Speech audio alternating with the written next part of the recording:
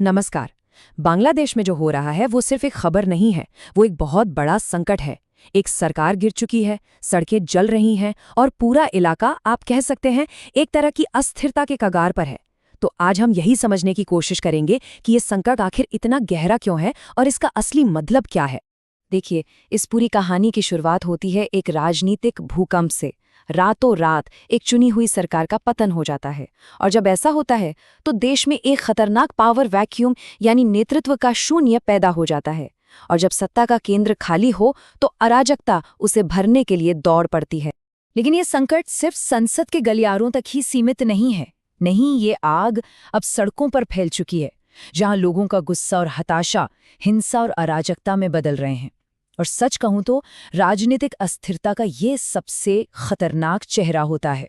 तो सबसे बड़ा सवाल यही उठता है, क्यों एक छात्र आंदोलन इतनी तेजी से पूरे देश को जलाने वाली आग में आखिर कैसे बदल गया। चलिए, इस पूरे विश्लेषण में हम इन्हीं परतों को एक एक करके हटाएंगे और सच्चाई तक पहुंचने की कोशिश करेंगे। तो सबसे पहले आइए जमीनी हकीकत को समझते हैं। राजनीति से परे उन सड़कों पर चलते हैं जहां बांग्लादेश सचमुच आग की लपटों में घिरा हुआ है। बांग्लादेश जल रहा है, ये लाइन आजकल मीडिया में बार बार दोहराई जा रही है। और ये सिर्फ एक हेडलाइन नहीं है, ये वहां की जमीनी हकीकत है, एक कड़वी सच्चाई जो हर तरफ फैली हिंसा और अव्यवस्था को दिखाती है। और ये अराजकता हर तरफ दिखाई दे रही है।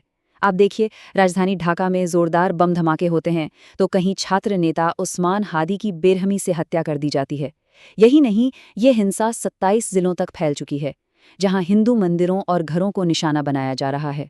सड़कों पर भीड़ का राज है, लिंचिंग हो रही है और आगजनी तो जैसे आम हो गई है। तो सवाल ये है कि देश इस खतरनाक मोड़ पर पहुंचा कैसे। इसका जवाब हाल की कुछ राजनीतिक घटनाओं में छिपा है, जिसने इस पूरे तूफान को जन्म दिया। सच तो ये है कि सब कुछ पलक झपकते ही बदल गया। जो कहानी जुलाई 2024 में एक छात्र आंदोलन के रूप में शुरू हुई थी, वो अगस्त आते आते एक सुनामी बन गई। हालात इतने विस्फोटक हो गए कि प्रधानमंत्री शेख हसीना को देश छोड़कर भागना पड़ा। और उनके जाते ही जो पावर वैक्यूम बना, उसे भरने के लिए नोबेल पुरस्कार विजेता मोहम्मद यूनुस को आगे लाया गया, जिन्होंने एक अंतरिम सरकार बनाई। लेकिन जब हम इस हिंसा को और करीब से देखते हैं तो एक बहुत ही उलझी हुई तस्वीर सामने आती है। कौन हमला कर रहा है और किसे निशाना बनाया जा रहा है, इस पर दो बिल्कुल अलग अलग कहानियां बताई जा रही हैं। एक कहानी इसे सीधे सीधे सांप्रदायिक हिंसा बताती है। इसके मुताबिक देश के हिंदू अल्पसंख्यकों को जानबूझकर चुन चुन कर निशाना बनाया जा रहा है, उनके मंदिर और घर जलाए जा रहे हैं। वहीं दूसरी कहानी इसे एक राजनीतिक रंग देती है। वो कहती है कि उस्मान हादी जैसी हत्याएं एक बड़े सत्ता संघर्ष का हिस्सा हैं और इसका आरोप राजनीतिक दुश्मनों और यहाँ तक कि विदेशी ताकतों पर लगाया जा रहा है। ये दो कहानियां सिर्फ अलग नहीं हैं, ये बांग्लादेश के भविष्य की लड़ाई का मैदान है। और आम लोगों का गुस्सा और कन्फ्यूजन सोशल मीडिया पर इस एक सवाल में सिमट गया है, उनकी गलती क्या थी? ये विरोध तो सरकार के खिलाफ था, तो फिर हिंदुओं को क्यों जलाया जा रहा है? ये सवाल दिखाता है कि कैसे एक राजनीतिक आंदोलन ने एक खतरनाक सांप्रदायिक मोड़ ले लिया। सांप्रदायिक हिंसा की इस कहानी को जब हम ऐतिहासिक संदर्भ में देखते हैं तो ये और भी चिंताजनक हो जाती है। पिछले 70 सालों में बांग्लादेश की डेमोग्राफी में एक बहुत बड़ा बदलाव आया है। आप सोचिए, 1951 में जहां हिंदू आबादी 22% थी, आज वो घटकर सिर्फ 8% रह गई है। ये आंकड़े आज की हिंसा को एक बड़े और परेशान करने वाले पैटर्न का हिस्सा बनाते हैं। अब थोड़ा जूम आउट करते हैं और बड़े कैनवस पर देखते हैं। बांग्लादेश में जो हो रहा है वो सिर्फ एक अंदरूनी मामला नहीं है, ये एक अंतर्राष्ट्रीय शतरंज की बिसात बन चुका है, जहां कई बड़े खिलाड़ी अपने अपने मोहरे चल रहे हैं। किसी भी बड़े संकट में हमेशा एक सवाल पूछना चाहिए, इस पूरी अराजकता से फायदा किसे हो रहा है? और यही सवाल हमें उन बाहरी ताकतों और थ्योरीज की ओर ले जाता है जो शायद पर्दे के पीछे से काम कर रही हैं।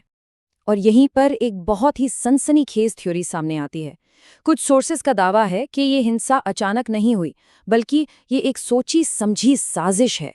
आरोप सीधे तौर पर पाकिस्तान की ISI, अमेरिका की CIA और ब्रिटेन की MI6 पर लगते हैं कि वो मिलकर एक डीप स्टेट चला रहे हैं। मकसद फरवरी 2026 में होने वाले चुनावों को रोकना, और तरीका देश में इतनी अस्थिरता पैदा कर दो कि इसका आरोप भारत या शेख हसीना की पार्टी पर लगाया जा सके। और फिर कहानी में एक चौंकाने वाला मोड़ आता है। जिस छात्र नेता उस्मान हादी की हत्या ने इस आग को और भड़काया, उसी का भाई अब सीधे यूनुस की अंतरिम सरकार पर ही हत्या का आरोप लगा रहा है। ये आरोप उस चुनाव टालने की साजिश वाली थ्योरी को और भी पुख्ता करता है और पूरे मामले को और भी ज्यादा उलझा देता है। बांग्लादेश की आग की तपिश सीधे उसके सबसे बड़े पड़ोसी यानी भारत तक पहुंच रही है। भारत के लिए यह संकट कई चिंताएं लेकर आया है। क्या सीमा पर शरणार्थियों की बाढ़ आ जाएगी? क्या पड़ोस में धार्मिक कट्टरपंथ बढ़ेगा? और क्या ये भारत विरोधी भावनाओं को हवा देगा? ये सब भारत की अपनी घरेलू राजनीति, खासकर CAA जैसे संवेदनशील मुद्दों को भी सीधे तौर पर प्रभावित करता है। अब हम एक और खतरनाक भू-राजनीतिक डेवलपमेंट की ओर बढ़ते हैं, लेकिन इसे समझने के लिए पहले एक शब्द का मतलब जानना जरूरी है। म्यूचुअल डिफेंस ट्रीटी यानी आपसी रक्षा संधि।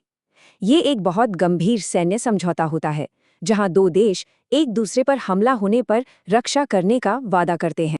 अब जरा इस खबर की गंभीरता को समझिए। रिपोर्टें आ रही हैं कि ढाका और इस्लामाबाद के बीच एक ऐसी ही रक्षा संधि पर चर्चा हो रही है। जी हां, वही पाकिस्तान जिसने 1971 में बांग्लादेश में नरसंहार किया था। ये एक ऐसा कदम है जो पूरे दक्षिण एशिया के सुरक्षा समीकरणों को हमेशा के लिए बदल सकता है।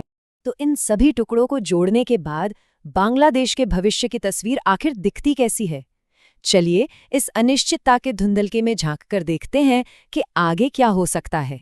तो निचोड़ ये है कि बांग्लादेश आज एक ऐतिहासिक चौराहे पर खड़ा है। एक तरफ एक अंतरिम सरकार है जिसके पास जनता का मैंडेट नहीं है। दूसरी तरफ फरवरी 2026 के चुनावों पर संदेह के बादल मंडरा रहे हैं।